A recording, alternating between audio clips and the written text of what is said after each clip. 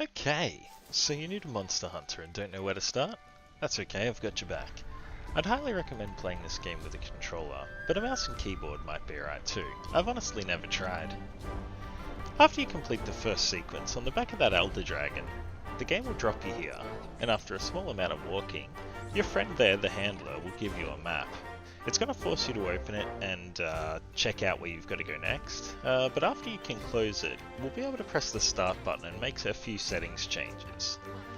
First of all, I'll just open it. We can turn head armor to be shown or hidden. I'm personally going to hide it because I like the character that I created, but later on when I get some cooler armors I might turn it back on. Once that setting's done, we'll move along to the next option, and this has one about auto sheathing.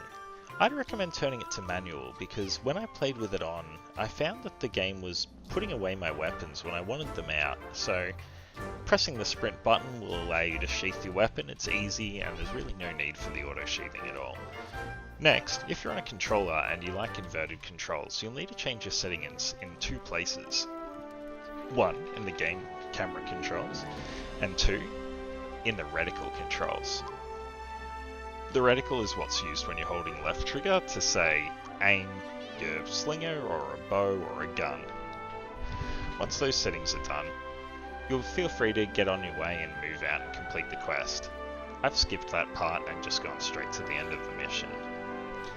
Once you reach the town, the game's going to send you on a little bit of a forced tour.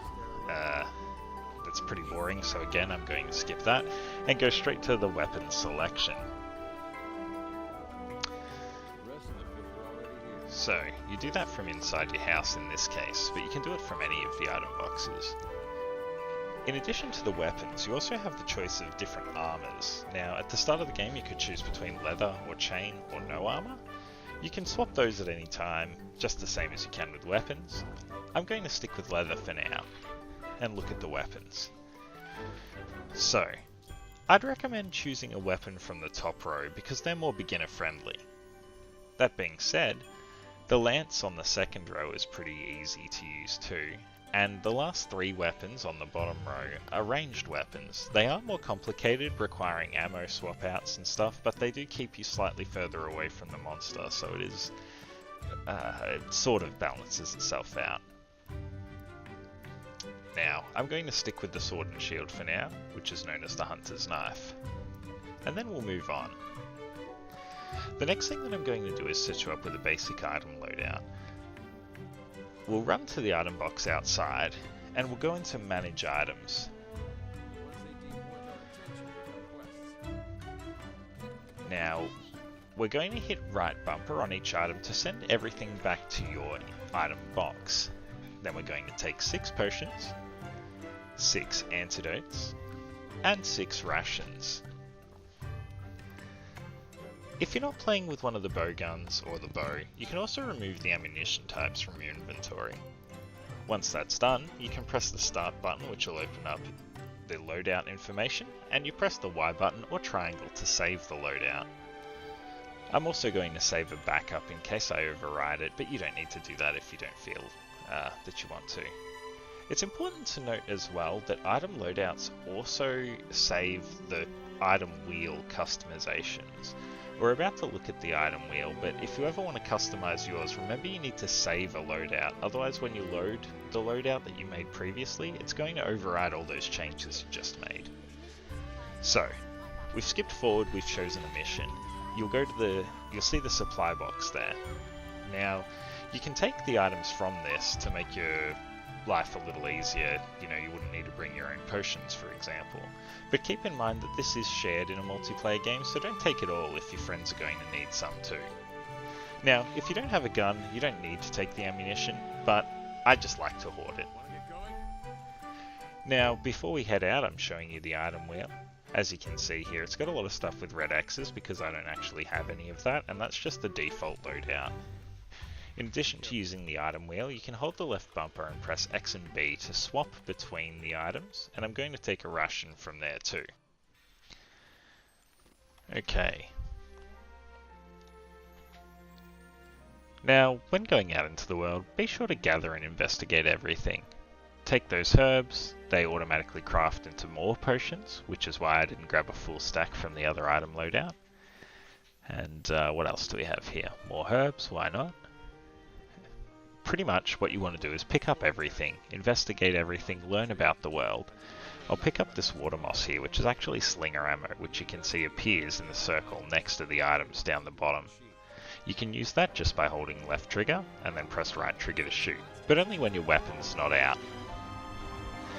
I'll run around and collect a few more things, and then I'm just going to skip the bulk of this mission so that we can learn a bit more. You don't need to see me do it, you'll be doing it yourself.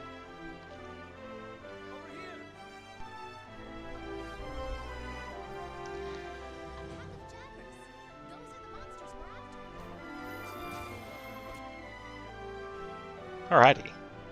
Once you finish a mission, you'll see the quest complete screen.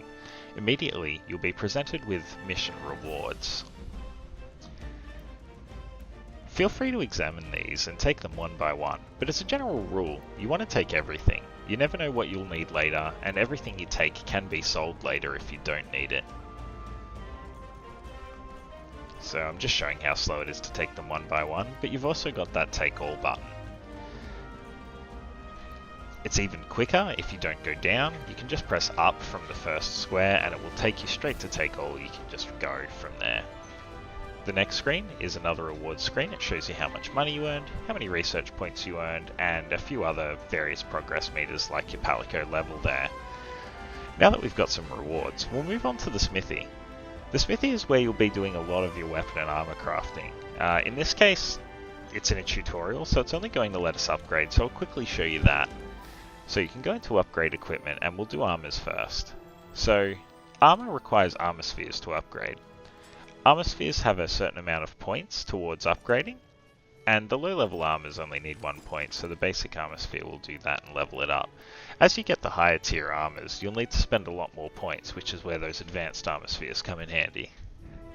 We'll move on to weapons now, which are a little bit more complicated, as they require different types of gathering materials, different types of monster materials, and money. But not only that, there's different trees involved, as you can see here. There's also a few different views that you can swap between, with left bumper and right bumper. I prefer the tree view myself, as it's nice and compact and you can sort of see almost everything that's going on. Once we upgrade it to smithy, I've just skipped out to another mission to show you something at the camp. As you can see there, you'll see the supply box, but there's also this tent. Entering the tent will provide you with a range of options, as well as healing the character instantly. So, the options you have in here, you can change equipment, so you can swap a different weapon. You can access your item box, so if you forgot to bring those antidotes for the mission, you can always get them out now. You could also put stuff away if your inventory was full. You can change your Palico equipment, but I don't find myself doing that very often, so I'll just leave the tent.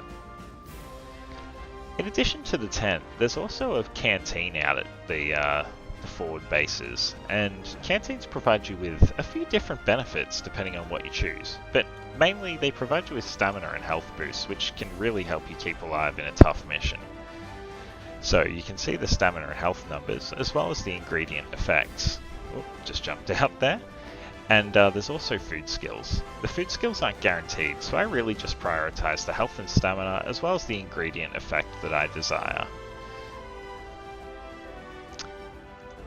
With that out of the way, we'll get out there, we'll start gathering and checking out some monster tracks. I'll show you how that works in just a second, but first I'll choose a meal. You can skip the cutscenes by pressing start. It saves a bit of time each mission. It adds up, but some people like the cutscenes and you feel free to watch them if you'd like. So, we're heading out into the world. We'll grab those herbs again because, yeah, again, why not? And this time there's monster tracks as well. We don't know what monster this is because we don't know enough about it. So, as a result, we'll investigate a lot of them. As you can see, there's a bar filling on the right hand side. The more things that we check out, the more we become familiar with the monster.